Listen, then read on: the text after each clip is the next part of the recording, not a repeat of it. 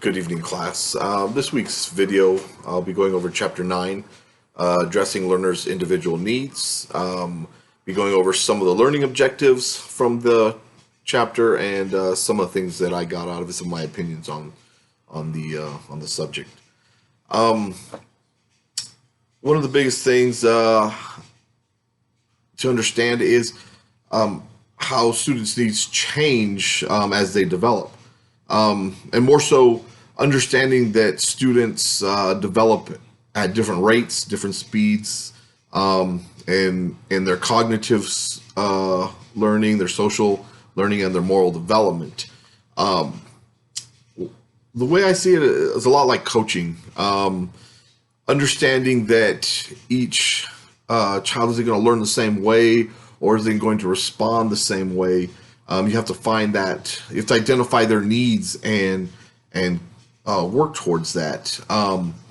One thing that I've kind of learned throughout coaching and through going through school is understanding students kind of fall under that Maslow's hierarchy of needs, where you may have a kid who's very developed and very well adjusted. You're reaching at that higher level, where some of your students are going to be at the very bottom. They're just trying to obtain those basic needs. So you're going to kind of have to adjust to that and teach accordingly. Another thing I got out of this chapter was determining or how students vary in intelligence. I think it's a very subjective concept.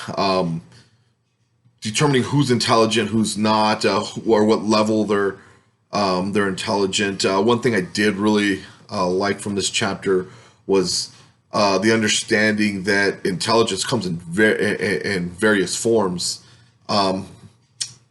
It's one of the experts says there's 7 to 10 separate forms of intelligence, and I really feel like that holds true and stands true, as there's different avenues that students go through and can find success in. Some of the things that the book talks about or varies of intelligence, logical, mathematic. Those can be, your scientists, your philosophers, linguistic intelligence, poets, for instance, people with strong communication skills, people who are able to pick up, several different languages fairly easy. Musical intelligence, your composers, your musicians. Spatial intelligence. It's actually a new one, but to me at least, those are your engineers, your architects, your sculptors. Then there's body kinesthetic intelligence. That can range anything from your athletes to surgeons. Interpersonal. I think teachers definitely have to have strong interpersonal intelligence.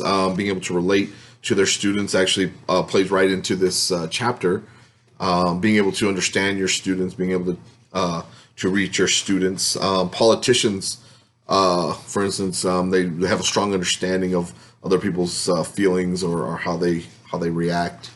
And then one that I found very interesting, but very needing, is interpersonal intelligence.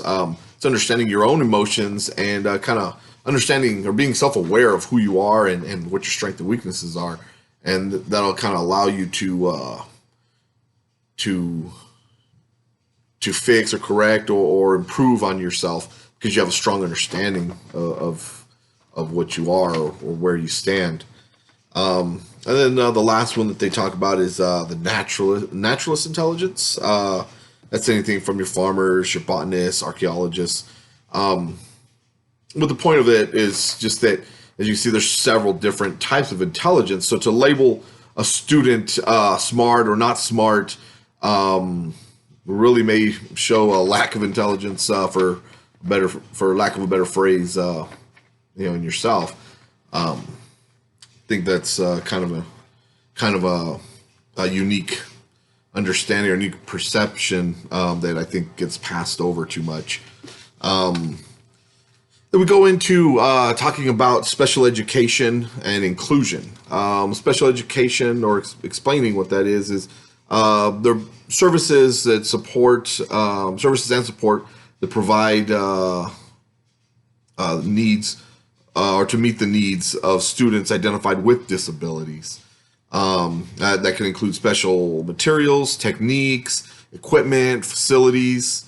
There's been several laws that have been passed. Of course, in 1990, IDEA, Individuals with Disability Educational Act.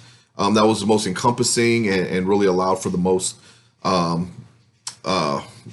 a stronger opportunity for students to learn or to be provided an adequate education. The biggest thing, though, I think to understand in this chapter is that a teacher needs to be aware of where students are in their learning point when they have them in their class. Understanding that and being able to reach each student rather than just a one cookie cutter method of teaching or level of teaching is not going to cut it. Having an opportunity to collaborate with other professionals, psychologists, resource room teachers, special ed teachers, for those that aren't going to be in special ed, psychologists, therapists, being able to reach out and use those resources to help is really going to allow for you to be a more effective teacher in that classroom and really reach everybody in that class, regardless of disability or ability, or any perceived intelligence or lack thereof. So again, understanding your students and what their needs are going to be a benefit for you and for your students. Thank you very much.